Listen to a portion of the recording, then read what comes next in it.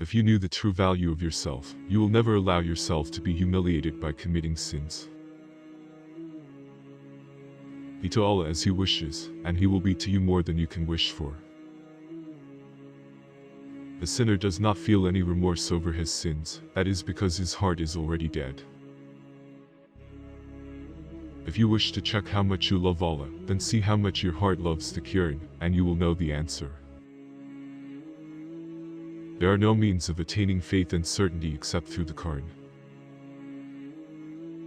The keys to the life of the heart lie in reflecting upon the Quran, being humble before Allah in secret, and leaving sins. A person's tongue can give you the taste of his heart. One of the most beneficial of remedies is persisting in doing. Love of Allah is the power of the heart, the sustenance of the heart, the light of the heart. Sitting with the poor and less fortunate people removes the ego and pride from your heart. Beware of every hour and how it passes, and only spend it in the best possible way. Do not neglect yourself, but render it accustomed to the noblest and best of actions, and send to your grave that which will please you when you arrive to it. Be sincere in your aim, and you will find the support of Allah surrounding you. When there is money in your hand and not in your heart, it will not harm you even if it is a lot, and when it is in your heart, it will harm you even if there is none in your hands. And if a person were given all of the world and what is in it, it would not fill his emptiness. Women are one half of society which gives birth to the other half, so it is as if they are the entire society. The perfection of Tawhid is found when there remains nothing in the heart except Allah. When Allah tests you, it is never to destroy you. When He removes something in your possession, it is only in order to empty your hands for an even greater gift.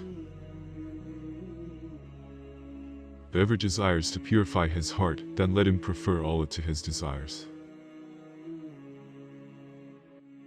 Had Allah lifted the veil for His slave, and shown him how He handles his affairs for him, and how Allah is more keen for the benefit of the slave than his own self, his heart would have melted out of the love for Allah, and would have been torn to pieces out of thankfulness to Allah. Therefore, if the pains of this world tire you, do not grieve, for it may be that Allah wishes to hear your voice by way of dua. So pour out your desires in prostration, and forget about it, and know that verily Allah does not forget it.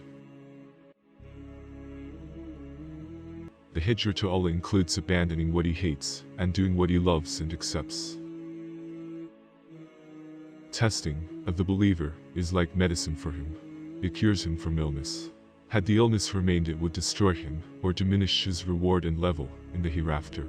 The tests and the trials extract these illnesses from him, and prepare him for the perfect reward and the highest of degrees in the life to come.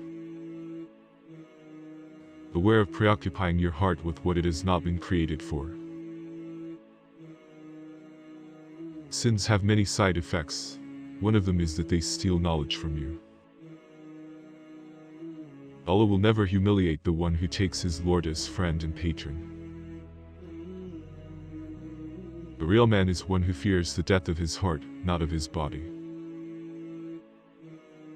There is no captive in a worse state than the one who is captivated by his worst enemy Satan, and there is no prison which is tighter than the prison of desire, and there is no bond fetter more strong than the bond of desire. How, then, will a heart which is captivated, imprisoned and fettered travel unto Allah and the home of the hereafter? As long as you are performing prayer, you are knocking at the door of Allah, and whoever is knocking at the door of Allah, Allah will open it for him.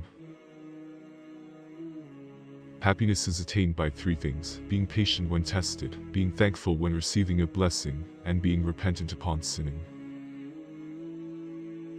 Wasting time is worse than death, because death separates you from this world, whereas wasting time separates you from Allah. When a person spends his entire day with no concern but Allah alone, Allah will take care of all his needs, and take care of all that is worrying him. He will empty his heart, so that it will be filled only with love for Him. There are 6 stages to knowledge. Firstly, asking questions in a good manner. Secondly, remaining quiet and listening attentively. Thirdly, understanding well. Fourthly, memorizing. Fifthly, teaching. Sixthly, and it is his fruit, acting upon the knowledge, and keeping to its limits. He who keeps his heart near God will find peace and tranquility, whilst he who gives his heart to the people will find restlessness and apprehension. There is no joy for the one who does not bear sadness, there is no sweetness for the one who does not have patience, there is no delight for the one who does not suffer, and there is no relaxation for the one who does not endure fatigue. If a man's patience is stronger than his whims and desires, then he is like an angel, but if his whims and desires are stronger than his patience, then he is like a devil. If his desire for food, drink and sex is stronger than his patience, then he is no better than an animal.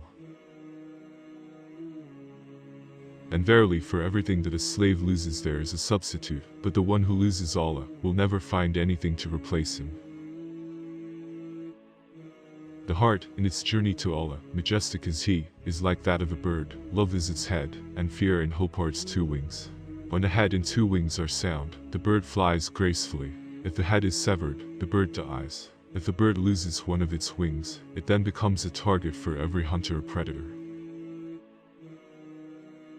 Every love that leads away from His love is in fact a punishment. Only a love that leads to His love is a heartfelt and pure love. Patience is that the heart does not feel anger towards that which is destined, and that the mouth does not complain. Truly in the heart there is a void that cannot be removed, except with the company of Allah. And in it there is a sadness that cannot be removed, except with the happiness of knowing Allah and being true to Him.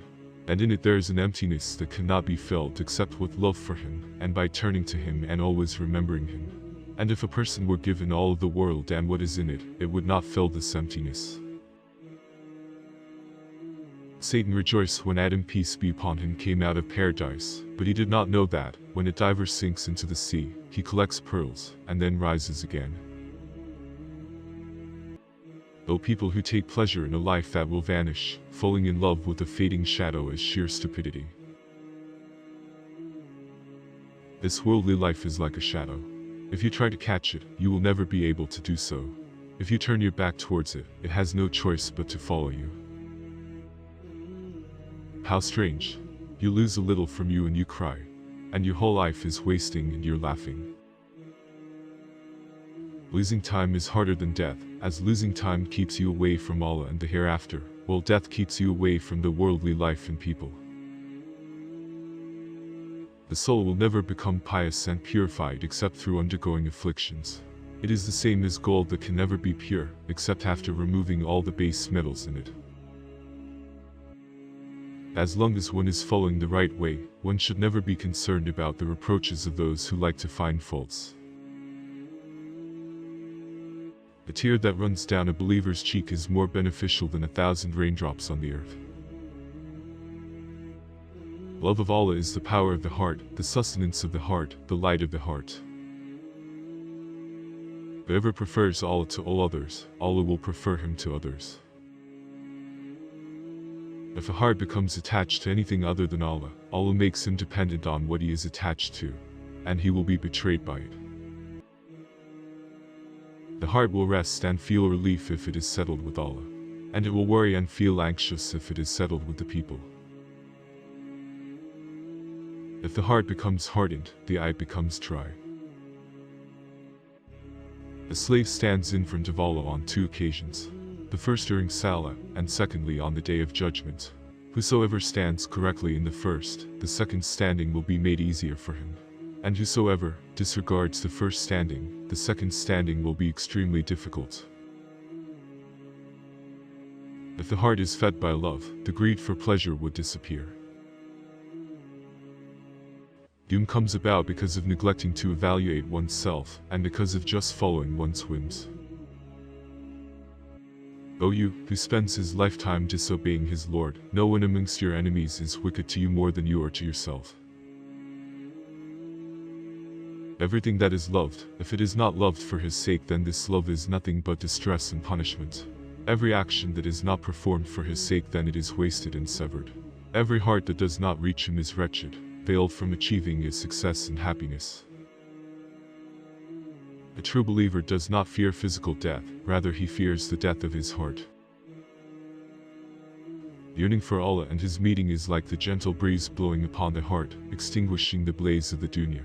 Whosoever cause his heart to settle with his Lord shall be in a state, calm and tranquility, and whosoever scented amongst the people shall be disturbed and excessively perturbed. Speech remains as a slave to you, but the moment it leaves your mouth, you become its slave. Repel the thought, for if you don't, it becomes an idea. So repel the idea, for if you don't it will become a desire. So fight against the desire, for if you don't, it will become a determination and a passion. And if you don't repel that, it will become an action. And if you don't replace it with its opposite, it will become a constant habit. So at that point, it will be difficult for you to change it.